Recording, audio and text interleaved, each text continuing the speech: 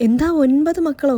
അതെ, 9 മക്കളുണ്ട്. 6ാമത്തെ പ്രസവം കഴിഞ്ഞപ്പോൾ തന്നെ അമ്മയ്ക്ക് ഒരുപാട് മെന്റൽ പ്രഷർ ഉണ്ടായിരുന്നേ. അതായത് ഇനി പെൺകുട്ടികളൊന്നും കിട്ടാൻ പോകുന്നില്ല. പെൺകുട്ടിക്ക് വേണ്ടിയിട്ട് ഇത്രയും പ്രസവിച്ചില്ലേ, അത് 6 ആണുങ്ങളെ മതി, പ്രസവം നിർത്തിക്കോ എന്ന് പറഞ്ഞിട്ട്.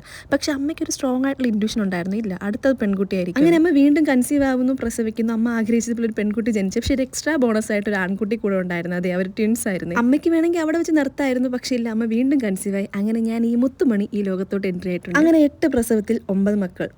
കോളടിച്ചില്ലേ? പക്ഷെ ഞാൻ ഈ വീഡിയോ പറയാൻ പോകുന്നത് എന്നെ കുറിച്ചല്ല, എൻ്റെ ചേച്ചിനെ കുറിച്ചാണ്. ചേച്ചിയുടെ പേര് അപ്സര എന്നാണ്, നേഴ്സാണ്, ട്രിവാൻഡ്രത്ത് ചൈതന്യ ഹോസ്പിറ്റലിൽ വർക്ക് ചെയ്യുകയാണ്. ആദ്യത്തെ പെൺകുട്ടി ആയതുകൊണ്ട് തന്നെ 7 ആണുങ്ങൾക്കിടയിൽ ഒരു രാജകീയ വരവേൽപ്പുണ്ടായിരുന്നു. പിന്നെ ഞാനും കൂടെ വന്നപ്പോഴത്തേക്കും എന്നെയും ചേച്ചിനെയും ചേട്ടന്മാരെ പൊന്നുപോലെ നോക്കുന്നുണ്ടായിരുന്നു. ഞങ്ങൾക്ക് ആവശ്യമുള്ള എല്ലാ കാര്യങ്ങളും അവർ ചെയ്തു തരുമായിരുന്നു. ഇതിന് മുന്നുള്ള ഒരു വീഡിയോ ഞാൻ പറഞ്ഞിട്ടുണ്ട്, അച്ഛൻ ഫിഷർമാനാണ്. അപ്പോൾ ഒന്ന് ആലോചിച്ച് നോക്കണം, ഒരു ദിവസം കടലിൽ പോയി കിട്ടുന്ന കാശ് കൊണ്ടാണ് ഞങ്ങൾ 9 പേരെയും അച്ഛൻ നോക്കിയിരുന്നത്. 9 അല്ല 10 പേര്. പിന്നെ ചേട്ടന്മാരൊക്കെ ഒന്ന് വളർന്ന് സെറ്റിൽ ആയപ്പോഴാണ് ഞങ്ങൾ ഫിനാൻഷ്യലി ഒന്ന് സ്റ്റേബിൾ ആവാൻ തുടങ്ങിയത്. +2 കഴിഞ്ഞപ്പോഴത്തേക്ക് ഡിഗ്രി പഠിക്കാൻ ചേച്ചിക്ക് ഭയങ്കര ആഗ്രഹം ഉണ്ടായിരുന്നെങ്കിലും അവൾ അതൊക്കെ സാക്രിഫൈസ് ചെയ്തിട്ട് ചൂസ് ചെയ്തത് നഴ്സിംഗ് ആണ്. കാരണം നഴ്സിംഗ് പഠിച്ചാൽ പെട്ടെന്ന് ജോലി കിട്ടും. അങ്ങനെ ചേട്ടന്മാർക്കൊപ്പം അവളും ഉത്തരവാദിത്തങ്ങളൊക്കെ ഏറ്റെടുക്കാൻ തുടങ്ങി. അങ്ങനെ ലൈഫ് ഭയങ്കര സ്മൂത്ത് ആയിട്ട് പൊക്കോണ്ടിരിക്കുമ്പോഴാണ് എൻ്റെ ചേച്ചി, അതായത് ഞാൻ ഡിഗ്രി ലാസ്റ്റ് ഇയർ പഠിക്കുമ്പോൾ അവളുടെ ലൈഫിൽ ഏറ്റവും വലിയൊരു ഡിസിഷൻ എടുക്കുന്നത്.